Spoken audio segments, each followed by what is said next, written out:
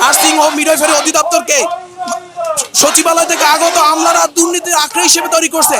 তারা সাধারণ নার্সকে জিম্মি করে দুর্নীতি করতে করতে দুর্নীতির আবর্জনা তৈরি করছে নার্সিং হোম মিডওয়াইফারি অধিদপ্তরে। বিশেষ করে নার্সিং হোম মিডওয়াইফারি অধিদপ্তরের পরিচালক প্রশাসন নাসির উদ্দিন, সে এমন একজন দুর্নীতিগ্রস্ত লোক, আমলা।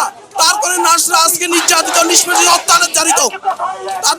সে কিছুদিন আগে সৌদি আরব গেছে, নার্সতে আসতে তাকে রেজিস্টার থেকে পদত্যাগ করা হয়েছে। সে নার্সতে আসতে সে আবার কানাডা চলে গেছে। সে কিভাবে এনওসি পায় এটা আমরা স্বাস্থ্য অধিদপ্তর থেকে জানতে চাই, স্বাস্থ্য মন্ত্রণালয় থেকে জানতে চাই, স্বাস্থ্য উপদেষ্টার কাছে জানতে। একজন কর্মকর্তাকে এতবার বিদেশ ভ্রমণ করার অনুমতি কে দেয়?